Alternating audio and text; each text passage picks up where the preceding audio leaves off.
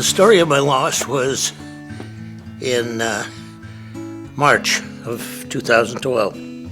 After being married for almost 60 years, I lost my wife to Alzheimer's disease.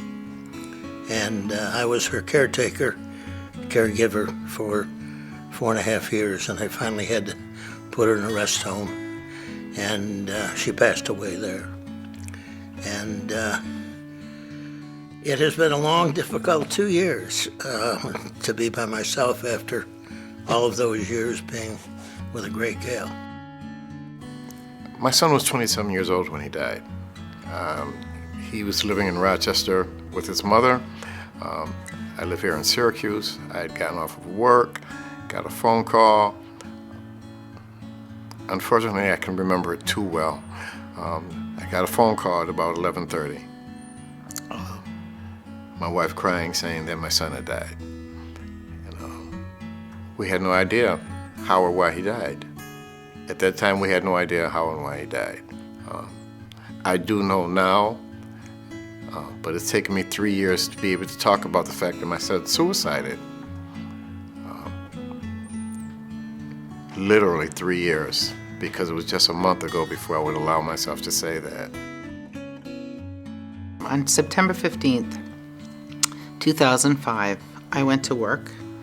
I was managing a craft store, and I was taking about the day. My husband had been having trouble. He'd been in a psychiatric ward for 3 weeks. He's had some physical problems, which caused him to have basically a nervous breakdown, and I knew he was going to get better.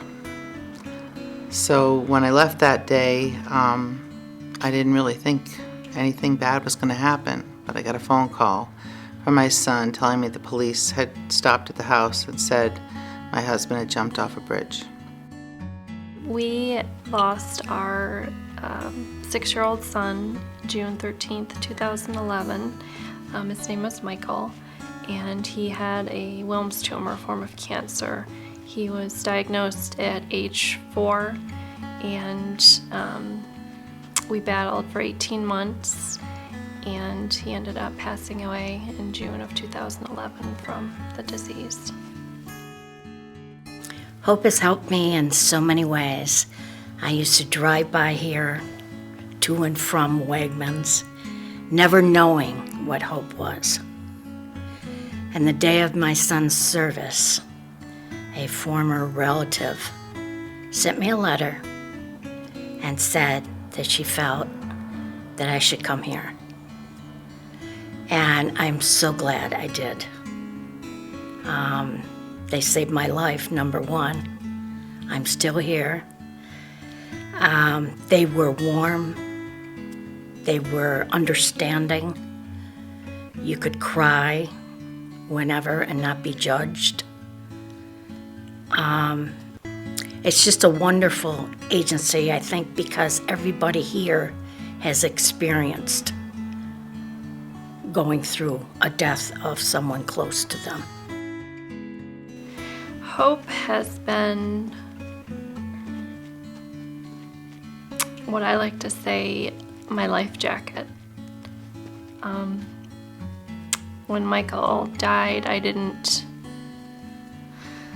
know how we would move forward. I didn't know how we would get up the next day. And it was a few months after he passed away that an acquaintance, not someone I knew very well, sent us some newsletters that Hope has each month, and I read them and never knew they existed. Of course, never had a need for Hope, and saw that they had a children's group, and that was my first ray of light. I thought to bring Parker here and let him be around other kids who experience the same feelings that he did, the same feelings of loss, and I thought it might help him. I wasn't really thinking of myself at the time. I especially feel passionate about getting the word out about hope because I spent 5 months white knuckling it, and I would have been spared all that time feeling so desperately alone in my pain and my grief and my fear and everything had I known about hope. You know, I didn't know that hope was here. I had no idea.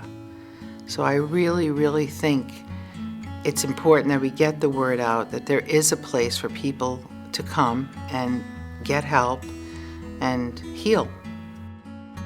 Hope has about 12 support groups, all of different structure, more or less, suicide, youth. People just do not know how to deal with grief, and many, many times, and they need to be able to talk about something like this, your feelings, and people have no idea what it is to lose someone until you lose someone. And people in general need this assistance. Over on Old Liverpool Road, there's the Butterfly Garden. I have a brick over there with my son's name on there. There's so many bricks that are there. And it's a nice, peaceful place to be. It really and truly is. My mother and my son's obituaries are on this wall. They are, both of them. This place does a lot to help you get through what's going to happen to each and every one of us, if not to us personally, to somebody that we know.